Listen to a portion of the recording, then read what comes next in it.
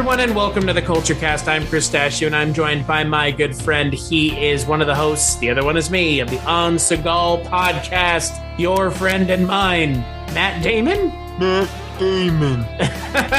Boy, I understand now why people do not like Matt Damon. Trevor, because of this movie, huh? Yeah, well. By the way, thanks for having me back, and, welcome to a movie I really don't want to talk about. Saving Private Ryan.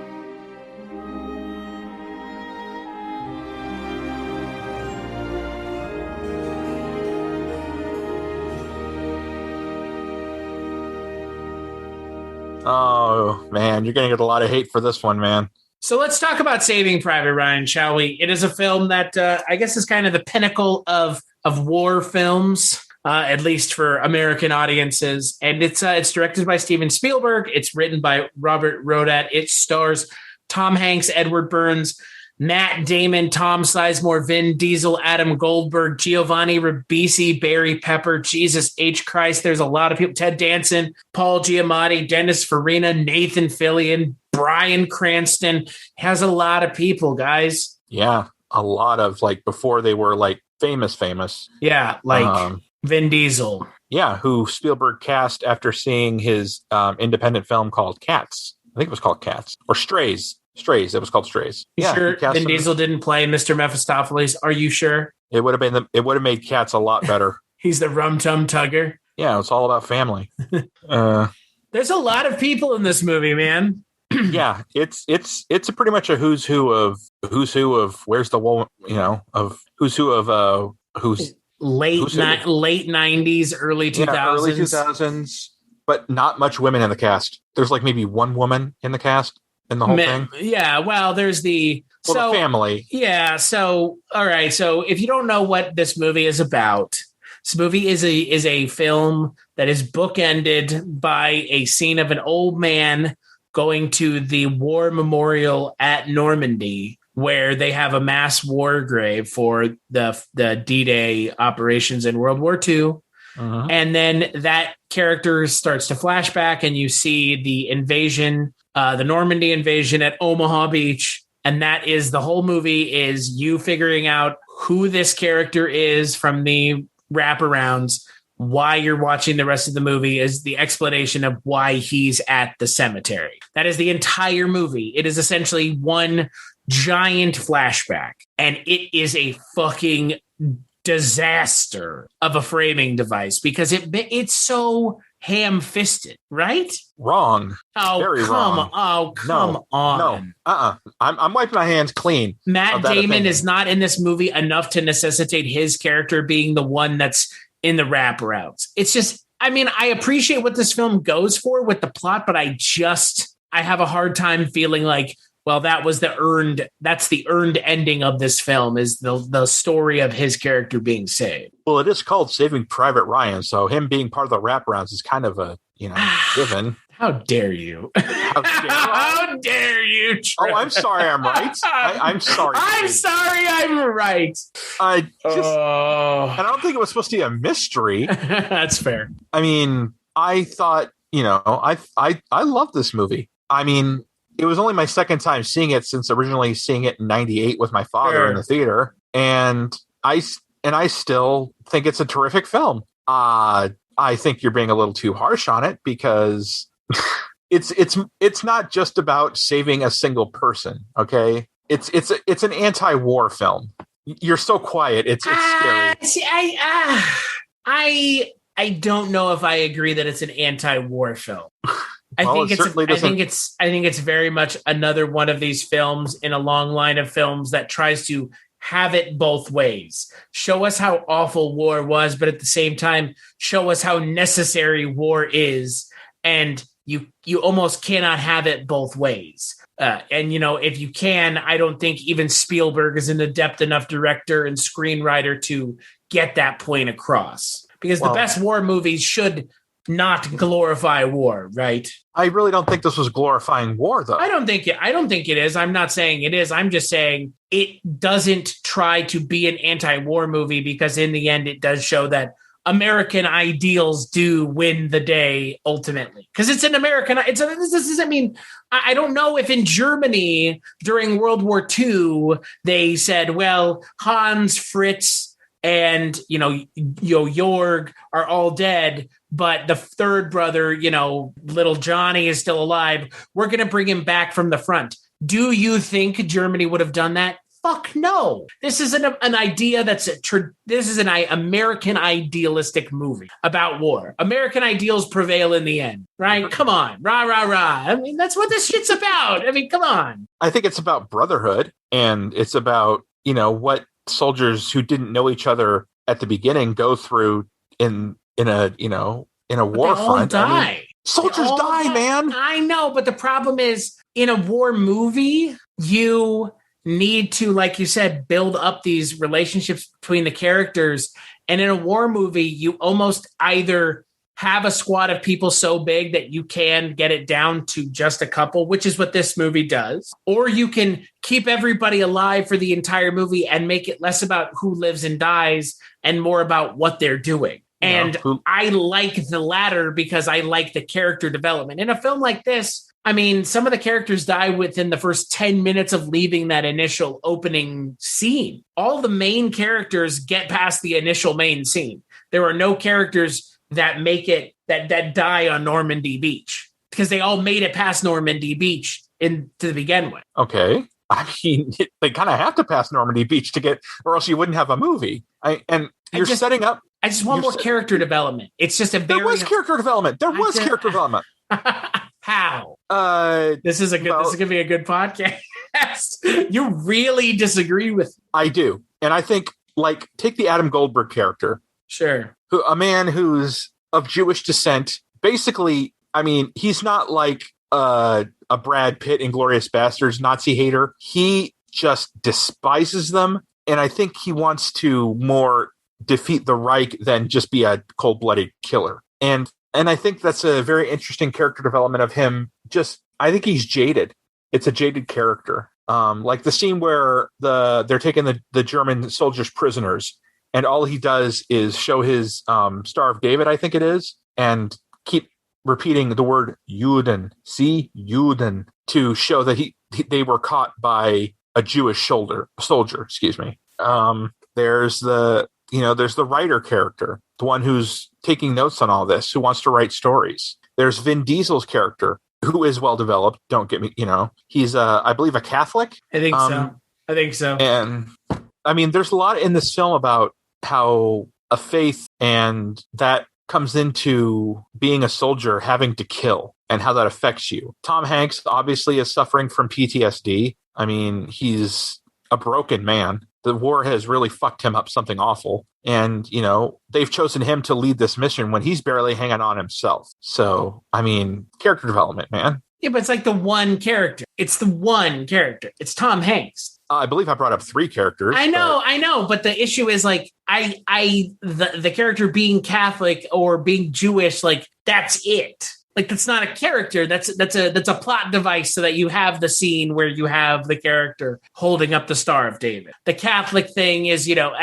look, again, I get it. And again, I see and understand why people enjoy this movie. But for me, it just comes off a little manipulative in some ways. And I love that first 20 minutes. The first 20 minutes are so good, but that's because the first 20 minutes are unlike anything I've ever seen in another war movie, because the first 20 minutes of this movie are genuinely interested in giving you an experience that very few people left or at all are alive can talk about personally. And it worked. I mean, it's the best part of this movie, without a doubt. Even if you like this movie, it's still the best part of this movie, right? Well, I mean, it's the most memorable part of the film, to be sure. I mean, it's unforgiving in its intensity and its violence. Right. I mean, it even shows the Germans' point of view when they're firing at them. So you're seeing the what the Germans are seeing when they're just offing these soldiers left and right. Right. Which I think is smart. I think is a very smart choice. It is. But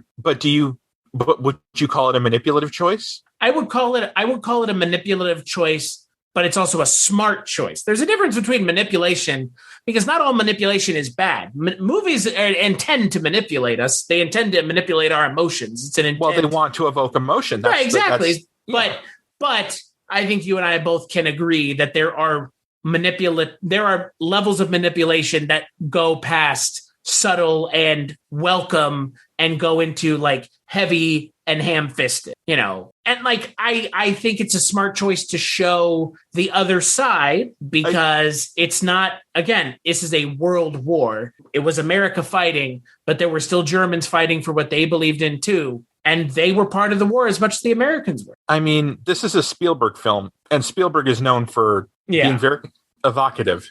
Mm-hmm. I will not use the word manipulative, because I think the word evocative just works just as well.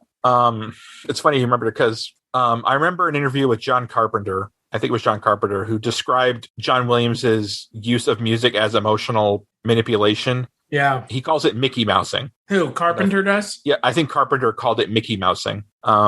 Because I don't think he appreciates how John Williams' music is used, what he thinks is a manipulative plot device to evoke emotions from the audience. I mean, well, you have John Carpenter saying that, and then John Carpenter's also the same person who wrote the theme song for Halloween. So it's like, what you complain about it, yet you do it. So what the fuck is your point? I mean, the soundtrack for Halloween is one of the most manipulative pieces of music I can think of. I mean, that theme, the Michael Myers theme and that Halloween theme evoke only one thing: fear. Tension. Yeah, and don't claim other people are Mickey Mousing when that's exactly what you're doing. John Williams works in the medium perfectly, and this is the movie he's made to do. I mean, well, it's Spielberg, so of course it's going to be John Williams. He rarely works without him. Sure, but I'm going to a different point. John Williams is the modern day Sousa in many ways. And this movie is made for those kind of grand war, just giant war brass pieces. I mean, this movie has all kinds of really kind of not propaganda, but very nationalistic music that you hear at like parades and marches and stuff. It evokes a feeling. Well, like his fanfare for the common man kind of feeling. Yeah, exactly. I mean, I was in band in high school, and we did a John Williams suite. This was in the John Williams suite. The song from this movie, it was like the, what's it called? The Hymn to the Fallen, I think is what it's called. I think so. But I remember playing that. Like, we played that along with, the Star Wars theme song, the Indiana Jones one. It's like, and then Hymn to the Fallen. Good Lord. It's a good piece. But it's like, it's perfect for this movie, and it's perfect for John Williams. I mean, this is the movie that John Williams always wanted Spielberg to make, because it allowed him to play in the sandbox of big, giant, orchestral, marchy, brassy pieces. Oh, man. It's true. I mean, I didn't say it wasn't true. I'm just kind of blown away by your distaste for the film. I mean, you did tell me ahead of time. It's not, I mean, again, it's not a distaste. It's the kind of the confluence of two really problematic things for me, which is my distaste in general for war and my kind of issue with war movies as a whole. Like I've made no bones about it. War movies are like my least favorite genre. So this is like the last kind of movie I would want to watch, is like a very rah movie made by Steven Spielberg. I mean, would you rather watch Ready Player One by Spielberg? No, any more than you would. Oh, I already seen it like twice, so I've seen it once, and that's enough for me for good. Man, Ready Player One is really bad. At least they didn't use John Williams music for that one. They used Alan Silvestri. At least I can tell this movie is directed by Steven Spielberg, unlike Ready Player One. We should just do a Ready Player One podcast. What do you say? I've done it. I did it before a long time ago. I don't think my opinion has changed. It is so fucking bad. Oh my God. As much as I don't like Saving Private Ryan, Ready Player One is just the worst excesses of the like late 2018s. 2019, like just throw every fucking CGI thing at the screen and see what sticks. Well, I mean, it kind of lends itself to what the book was. So, have you read the book? I haven't read it to completion, but I've read most of it. It's pretty much. It's not good. Have you read the book? Yeah, I read the book in one day. It's reference porn, basically. That's why it's not good. It's like it's one guy trying to like show you how cool he is. It pretty much is saying, "Hey, remember this? Yeah. Hey, you remember that?" It's pop culture name dropping. Yeah, and there's a way to do it correctly. And Ernest Cline, much as I love fanboys, he's a fanboy that doesn't deserve to have what he has, because what he did to get it is not very good. Well, I mean, I heard the sequel's even worse. Are you surprised? We're getting off track. Are you surprised? What, that the sequel's worse? Yeah. No, because he blew his load on the first one. You know what I also don't find surprising at all? What? The fact that another movie might come out and it might not be directed by Steven Spielberg because even he realizes there's no point in doing it. I don't think they're going to make Ready Player 2 into a film. What is funny to me is this is not the only war movie directed by Spielberg. No, he did Schindler's List. Well, I was talking even more. I mean, he did Schindler's 1942? Well, or 1941? Well, okay, yeah, but I'm talking about like a straight war movie because 1941 is a comedy. And Schindler's List came out before Saving Private Ryan did. Do you mean War Horse? War Horse, Bridge of Spies. Which I haven't seen yet. Bridge of Spies is very good. But War Horse is also another war movie. For me, I love Spielberg. I have my own issues with Spielberg's later entries, as I'm sure a lot of us do. Spielberg, I mean, again, I've said this before, and I'll say it again. If you're a director who directed Raiders of the Lost Ark, you would be happy to have just that movie as the crown jewel of your filmography. But, to have Raiders, E.T., Empire of the Sun, Hook, Jurassic Park, Schindler's List, Saving Private Ryan, Minority. I mean, and there's things in there that I didn't even mention that other people are like Jaws, Close Encounters of the Third Kind. And yet this is all one man's career. Like, it's unfathomable. Spielberg hasn't felt like Spielberg to me in a very long time. Not since like maybe Minority Report. Which is a great film. But it doesn't feel like a Spielberg movie in a lot of ways. In a ways, no, it doesn't. I think the last Spielberg movie might be this one. Maybe. I mean, 98. After this, you have AI, Minority Report, Catch Me If You Can, The Terminal, War of the Worlds. War of the Worlds, I haven't seen since I saw it in the theater, and I think I'm okay with that. Munich, Kingdom of the Crystal Skull. We do not mention that film. Tintin. That was a Peter Jackson collaboration, wasn't it? Yeah. Lincoln, Bridge of Spies, the BFG, The Post, Ready Player One, and then West Side Story. Why West Side Story? Why? I don't know. Him and Eastwood, I don't get it. They both decided to tackle like old school musical topics, and at least Jersey Boys was a good film. Well, at least Jersey Boys is a good musical to begin with. I'm not a big defendant of. I don't really defend West Side Story. It's just okay. I haven't seen the original, but I know enough to know that remaking it is a terrible idea. Yeah. It might be good. Who knows? But what's the point? Yeah. It doesn't look like he's saying anything different with this. No. Ansel Elgort? Is that who's in it? Ansel Elgort? Yeah. I will say though, like this might be the last Spielberg movie that was the felt like a Spielberg film. Yeah, I mean, this movie is incontrovertibly Spielberg, right? I mean, it does have this John Williams, the war aesthetic, They do have the family thing. It's not as heavy as like other Spielberg movies. Yeah. But the family is in the wraparound, and the whole thing. I mean, the movie is about family because the entire thing is about them going to saving that guy. Diesel's in it. Yeah, It's about family. Wow, get out of here.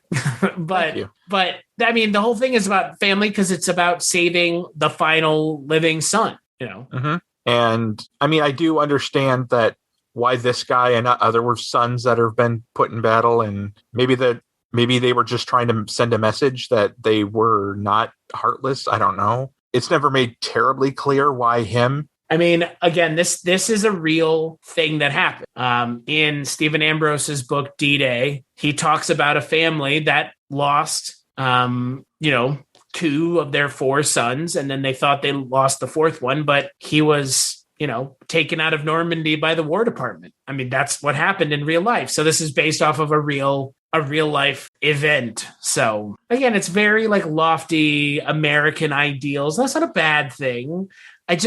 I like the first 20 minutes. I really do. I think the first 20 minutes are what got Spielberg the Oscar. I don't think the rest of the movie got Spielberg the Oscar. I think the camaraderie between Hanks and his men, the sound design, the music, the sets, the setting, but where is all of that the best? On the beach scene. Yeah, but there's humanity to it, not just brutality. The humanity of the film is what won it the Oscar, not just the brutality of the first 20 something minutes. No, I'm talking about it's not the brutality of the first 20 minutes. I think what got him was the first 20 minutes being, I mean, it didn't win Best Picture. It won Best Director, Best Editing, Best Cinematography, Best Sound, and Best Sound Effects. It won Best. It didn't win Best. It was what Shakespeare in Love won that year. Probably highly controversial decision, by the way. I mean, I don't think this movie should have won. Wow, I mean, again, it's like to me, this movie is like The Revenant. It is a technically impressing film. I am impressed by how technically good it is, but it is a film that is factually incorrect on a lot of fronts. And it is a film that also is good for about 20 minutes. I think it's good for a lot more than that. I thought the dialogue was interesting. I thought it wasn't just about fighting. It was about these men's lives and why they're risking it to save one human being. I know that I don't know. I'm just listening. I'm listening. I'm listening to you. I know you're listening. I'm just I think you're taken aback by how much I don't like this movie. Well, I mean, it's just okay. I mean, it's just okay, really. Like, I don't like hate this movie by any stretch of the imagination. I would rewatch this movie. I really would. And I probably will. My issue with this movie is it's just, for me, it doesn't do enough to change my opinion on the war film genre. It's an epic film. It's a film that Spielberg and only Spielberg could make for a number of reasons. Was it trying to change your mind, do you think? Do you think Spielberg wanted to change your mind on the war film genre? Isn't this kind of the pinnacle of the war film genre? No, I would call Patton. There's way more pinnacle films of the war genre. Bridge on the River Kwai. I'm talking about contemporary. Are you talking about contemporary? Yeah, I'm talking contemporary. I mean, classic, of course. Bridge on the River Kwai. Yeah, Patton. I mean, you can even make the case Lawrence of Arabia, Ishtar. Yeah, I'm talking contemporary. I'm talking contemporary, not the classic epics. I thought 1917 was a damn good war film. But yeah, I mean, it's kind of hard to think of a contemporary war film more lauded than this film. Yeah, more talked about. I mean, this movie still, I think, is a film that people return to. I think people like this movie. I don't know how many people watch this movie all the time, and I'm sure this film is a hard watch for a lot of people, and especially if any of that generation is still alive. I mean, I've also read that this film was, made soldiers from Vietnam and other wars feel PTSD as well. So, I mean, if this if the representation in this film of war is that real, then that's not a bad thing in a lot of ways, because it does show the brutality of it. I just wish that the stuff that wasn't the intro, I wish that it was better written, because like you said, I think it was more potential, less realized. Okay. You think it was realized more than I do. I just think that the potential is less realized because the characters died way too quick. I wanted to like Vin Diesel's character and get invested, but I mean, they're gone so quick. It's hard to get invested. But that's what happens in war, man. I mean, I know, but it's a movie. It's not trying to be a good guys win, bad guys lose type of movie. But it was at the end, though. I mean, Saving Private Ryan got out. He and the bad Nazi of the movie died. Yeah, but you should have known that not all the soldiers were going to make it through. I know, but I get that, but that's not the issue. My issue is a screenwriting issue. In if you want to give me a reason to get invested in the characters, you need to have them stick around longer than one or two scenes. Well, that's it. I mean, again, it's either you whittle people down or you just don't worry about killing people off and you kill one or two off throughout the entire movie, but you don't have 12 people and you whittle it down to 4, because undoubtedly 6 of those people probably aren't going to get much characterization. It's just the way it is. If you know a character is going to be dying pretty quickly after you introduce them, I'm not sure you're going to put in a lot of effort to write them particularly interesting, give them any interesting lines, maybe not even give them anything interesting to do. I thought they were pretty well written, interesting. I mean, the Jeremy Davies character was well written. But he's the one of 3 characters that survives to the end. I mean, again, it's a matter of, in my mind, it's a screenwriting choice. And my choice for this kind of movie would have been to give the characters longer time together to really give them an opportunity to grow as characters. I mean, even in something like Aliens, you have more characters survive through the movie until the end. It's just, you have to give the characters time to grow. And I mean, look, this is the best I've ever seen of Tom Sizemore, without a doubt. I mean, this is his best role, period, right? Oh, yeah. I'm glad Spielberg gave him the chance that he did with this film, because he is fantastic in this film. And another actor that we don't see enough of anymore, Edward Burns. Yeah. I thought he played his part really well. Yeah. I wish I'd known more about his character. I do agree. Yeah. I mean, it was kind of cool to see Paul Giamatti briefly. Yeah. Ted Danson. I mean, there's a lot of really random people in this movie. Bryan Cranston's in there for like a random minute. So is Nathan Fillion, like you said. Yeah. Leland Orser. I mean, there's a lot of people in this movie. Yeah. I mean, and Spielberg kills them all. No. No, that's just the Nazis. I will say, I do like that Spielberg included a scene where the thing about the wash your hands scene. If you know about the thing with that scene, what those characters are actually saying. What? They're saying like, no, we're like conscripted Czechs. Like, we don't want to be fighting this war. Oh, yeah. But he kills them anyway. Yeah, but they don't know that's what they're saying. And there's no subtitles that provide it. It's just part of the script. And if you knew the language, you would know it. Stuff like that's cool. Because like that is like something that was actually happening. Like, the Solar Commando. The one they capture and ultimately let go is the one that ends up killing one of them. Yeah, well, it's there's no way that wasn't going to happen, right? I mean, you knew when they let the character go. Like, he's going to come back and fuck someone. Of course. I mean, they say it. It's like, well, what if he goes and comes back and kills us? It's like, that's the thing. I mean, it's the American way. We don't kill our prisoners, right? At least we're not supposed to. At least they never portray characters in war films very positively if they kill prisoners, right? No, not particularly. No, there's always the, people are standing up for the characters that are the prisoners of war, because the hope is that they treat our prisoners of war the same way. Well, you knew they weren't going to. Well, but hey, again, idealism and our belief that we, are better than them and don't need to treat them poorly like they treated us. This movie for me is probably the best war movie I've ever seen for a lot of reasons, but at the same time, it's just another war movie. But do you think your bias about war movies comes into play? Probably, but our biases come into play on a lot of movies. It's hard not to be biased. Well, I don't like Westerns, but I still give them a chance. But do you watch them all the time? No, not really.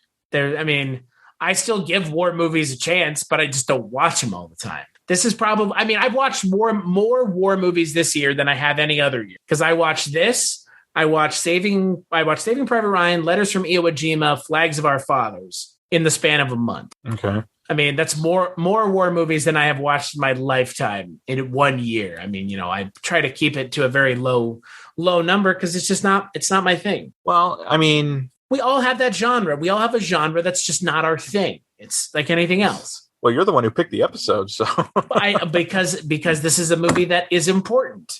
I mean, yeah. It is. I mean, this movie really shows off how good the handheld camera can be. And Spielberg did it himself.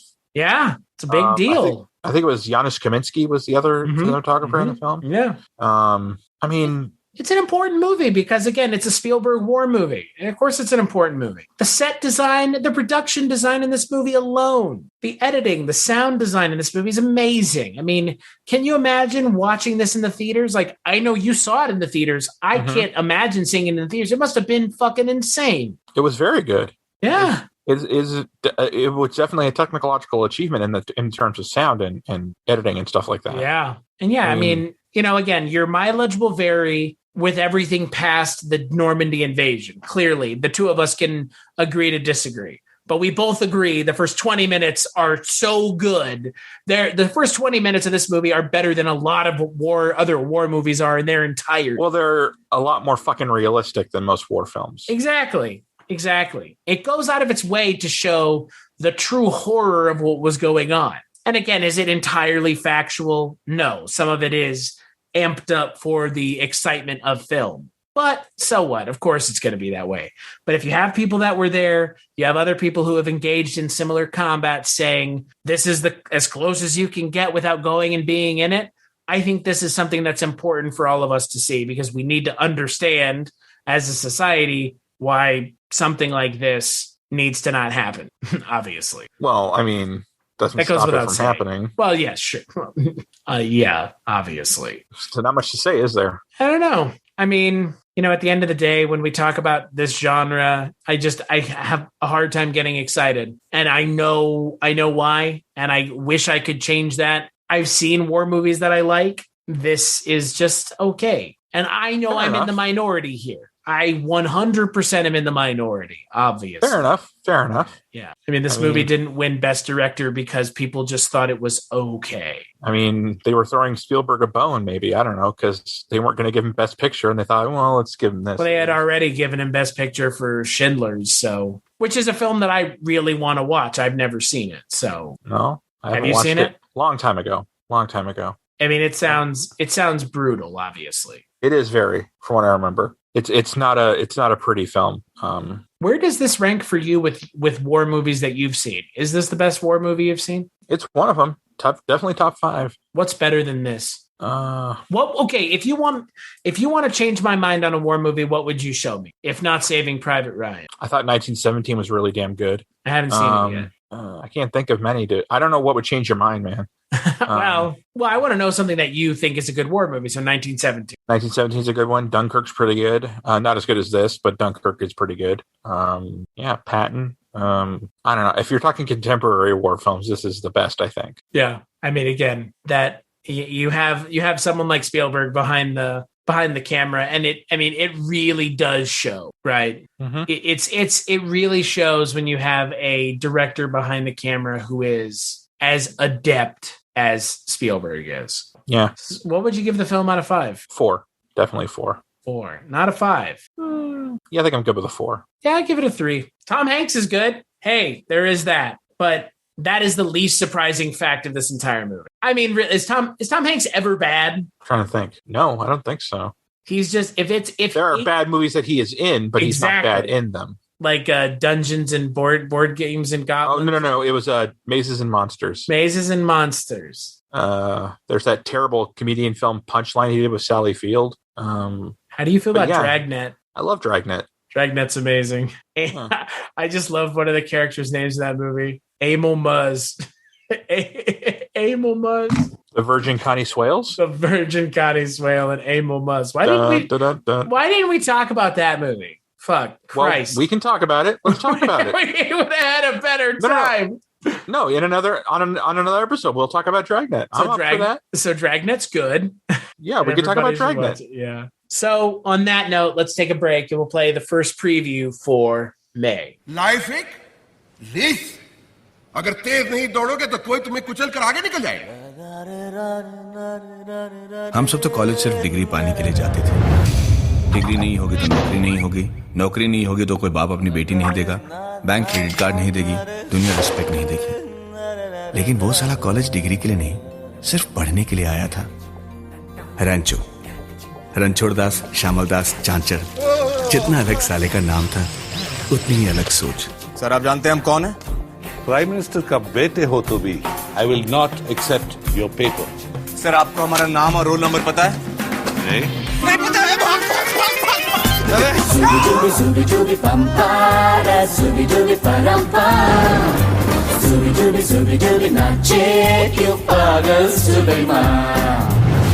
अच्छा एक बात बता, do you really feel किस करने में नाक बीच में आती है?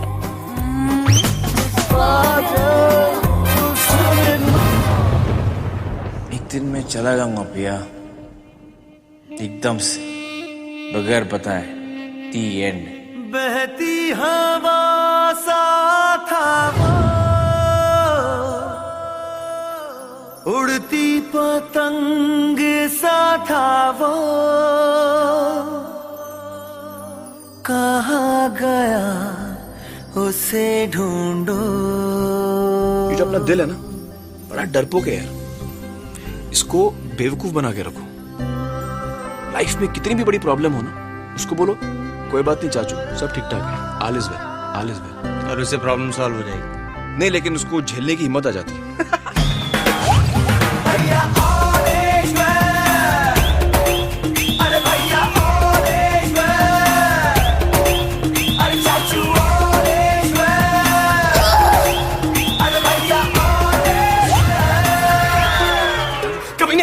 बाबा को स्कूटर पे ले आए तो क्या स्पीड पोस्ट से भेजता?